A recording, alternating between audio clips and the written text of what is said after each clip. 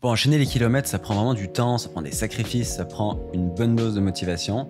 Et quand on s'entraîne pour des objectifs de performance, on a envie de savoir si nos efforts y payent et c'est bien normal. Et c'est à mon avis pour ça que on me demande aussi souvent « Hey Max, comment savoir si je progresse en course à pied ?» Bon, j'ai réfléchi à la question et dans cette vidéo, je vais vous parler de 4 façons de mesurer vos progrès et de savoir si vous êtes sur la bonne voie. Bon, avant de vous parler de ces 4 méthodes, j'ai pensé que c'était aussi l'occasion de vous montrer ce schéma très connu mais souvent oublié. Et ça résume en gros les mécanismes de la progression. On l'appelle le schéma du principe de surcompensation ou un milliard d'autres noms. L'idée est simple, quand on s'entraîne à une certaine intensité, on expose notre corps à un stimulus physiologique qui va créer un stress et avoir un effet catabolique sur notre corps. Le truc qu'on oublie souvent, c'est que ce stress, il va dans un premier temps réduire nos performances. Donc l'entraînement en tant que tel ne nous fait pas progresser. Ensuite, si votre ratio entraînement-récupération il est bien équilibré, vous devriez voir une hausse de votre condition physique et de vos performances. Le principe de la surcompensation, c'est simplement le fait de convertir votre entraînement en adaptation physiologique. Et en gros, notre corps il devient plus fort et devient plus efficace à courir.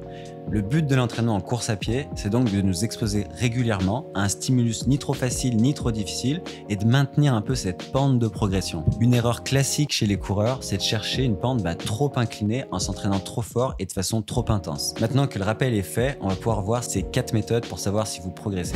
La méthode 1, c'est juste de faire une course. C'est la plus évidente, mais bizarrement, c'est pas la plus utilisée. En fait, on fait souvent des courses pour réaliser de nouveaux records personnels, mais on oublie qu'à la base, les courses, elles peuvent être utilisées juste pour mesurer notre condition physique. C'est pour ça que je recommande souvent à mes athlètes de choisir une course après environ 10 semaines d'entraînement. Et en fait, le but, c'est de faire un genre d'état des lieux. Programmer une course en début de saison, ça a 3 avantages. 1, ça motive. 2, ça permet de voir où vous en êtes et donc d'adapter le pace sur le programme d'entraînement. Et 3, ça permet de se souvenir de l'effort d'une course afin d'être moins surpris le jour de votre objectif final. Parce qu'on a tendance à vite oublier la douleur. Selon moi, c'est vraiment la meilleure méthode car c'est la seule qui compte en fait si vous voulez un chrono officiel. Une deuxième méthode pour mesurer votre progression, c'est de comparer 2 entraînements qui se ressemblent. Par exemple, durant la saison en cours, vous faites 6 fois 1000 mètres au pace 10 km. Vous pouvez comparer cette séance avec une autre séance similaire que vous avez réalisée plusieurs semaines avant ou lors de la saison précédente. Vous pouvez tout simplement comparer les temps, mais attention parce qu'il faut quand même tenir compte de plusieurs choses. Est-ce que les temps de récupération entre les 2 séances ils étaient similaires? Est-ce que la cote d'effort entre les 2 entraînements a été semblable? Ça c'est hyper important parce que si vous comparez une séance cote 7 sur 10 avec une autre séance cote 9 sur 10, vous pouvez pas vraiment tirer de conclusion. Et finalement, il faut aussi prendre en compte les conditions du moment. Est-ce qu'il faisait chaud? Est-ce qu'il faisait venteux? Si c'était le cas, vous pouvez pas vraiment comparer les séances. Vous pouvez aussi faire la même chose en comparant 2 long runs, ça marche vraiment bien. Dans mon cas, chaque dimanche, je fais ma longue avec mes partenaires d'entraînement. On fait souvent le même parcours. Donc voici ma longue du 14 février 2021 et une autre 2 semaines plus tard, le 28 février. Comme vous le voyez, le 14 février, j'avais fait 26 kg à 4,04, 138 de FC. Et le 28 février, j'avais fait 26 kg à 3,57 et 138 de FC aussi. Pas besoin d'un doc en maths pour comprendre que ma forme elle a augmenté entre ces 2 courses. C'était la même distance, c'était même fréquence cardiaque, c'était les mêmes conditions météo. Il y avait de la neige au sol les 2 fois, j'habite au Québec, et 7 secondes plus vite sur la deuxième run du 28 février. Ironiquement, ma cote d'effort subjective, elle était plus élevée le 28 février, probablement due à la fatigue.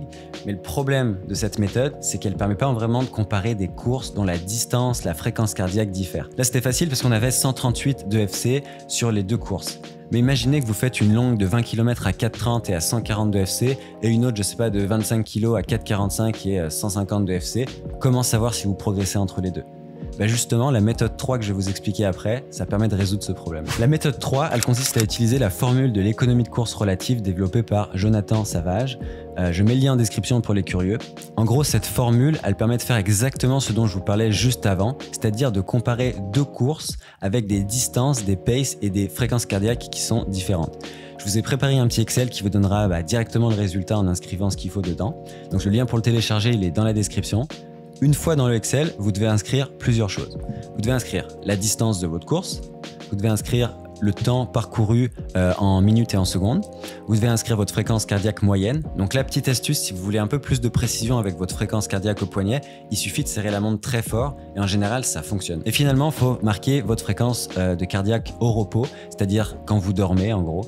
Ça, il y a besoin juste de le marquer une fois en haut du Excel. Une fois que vous avez fait tout ça, vous obtenez un score d'économie de course. Plus ce score il est élevé, plus votre économie de course elle est élevée aussi. Ça veut dire que vous dépensez moins d'énergie et ça signifie que vous avez progressé. Ce qui est cool avec cette formule, c'est que vous pouvez comparer n'importe lesquelles de vos courses entre elles et ça va vous permettre de voir si vous avez progressé entre cet intervalle de temps en fait. Maintenant, si je fais l'exercice en mettant mes 2 long runs dont je vous parlais tout à l'heure, on voit que pour l'une, j'obtiens un score de 232 et pour l'autre, j'obtiens un score de 241. Donc ça semble suggérer que ma condition physique, elle a augmenté entre les deux en fait. Encore plus intéressant, j'ai comparé une long run de la saison précédente, c'était le 23 mai 2021, et à ce moment-là, j'étais vraiment en forme, c'était juste avant de faire mon 30 minutes 11 au 10 km, et je l'ai comparé avec une autre long run courue cette saison, après 2 semaines de coupure et juste quelques semaines de reprise. La première course donne un score de 256, ce qui est quand même élevé, et la plus récente de 240. C'est pas si pire, mais ça démontre quand même que je suis vraiment moins en forme comparativement à la fin de la saison dernière, ce qui est quand même parfaitement normal puisque je suis en reprise.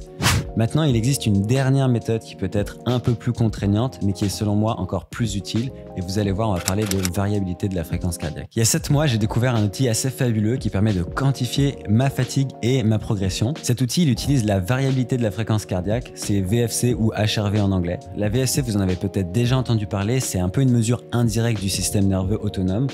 Elle est influencée par plein de facteurs du genre l'activité physique, le volume d'entraînement, l'alimentation, le sommeil et même le tabagisme. La VFC, elle est hyper utilisée dans le sport parce qu'elle permet de voir si vous assimilez bien les semaines d'entraînement et surtout dans quelle mesure vous progressez. Par exemple, elle me permet de savoir si c'est le moment de pousser ou si au contraire il faut lever le pied, et ça à chaque matin, avant chaque course et avant chaque entraînement. Donc comment ça marche? En fait, votre pouls, il est relativement stable, mais le temps entre vos battements cardiaques, il l'est pas vraiment. Du coup, la VFC, elle va jouer là-dessus, elle va mesurer cette variation dans le temps des battements cardiaques.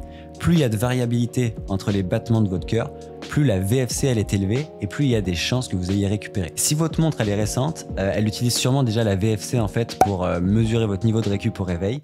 Et d'après mon expérience, la VFC, c'est vraiment une excellente mesure pour gérer la fatigue. D'ailleurs, des chercheurs se sont demandé si la VFC pouvait être meilleure qu'un plan d'entraînement tout fait. Et il semblerait que oui, les athlètes qui planifient leur entraînement en fonction de leur VFC, ils progresseraient davantage. Moi, j'utilise AppTool pour mesurer ma VFC à chaque matin. AppTool, en gros, ça vous donne un graphique comme ça, ce que je vous montre à l'écran, avec vos résultats et des belles courbes. Ça, ce sont les miens. Donc là, on voit la belle progression dans l'assimilation et dans mon pic de forme.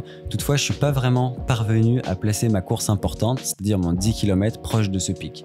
Donc moi, j'utilise cet outil avec certains coureurs que j'accompagne et ça marche plutôt bien pour le moment. Ça permet en fait d'avoir une indication sur leur niveau de forme et sur leur fatigue et leur récupération, mais une indication objective. Et ça, c'est super cool. J'espère que ces méthodes, elles vous auront donné des idées. Mais n'oubliez pas que c'est surtout avec un entraînement régulier et honnête qu'on progresse vraiment. Et ce que je veux dire par là, c'est que si vous vous entraînez au bon pace plutôt qu'au pace rêvé, vous allez vraiment progresser semaine après semaine.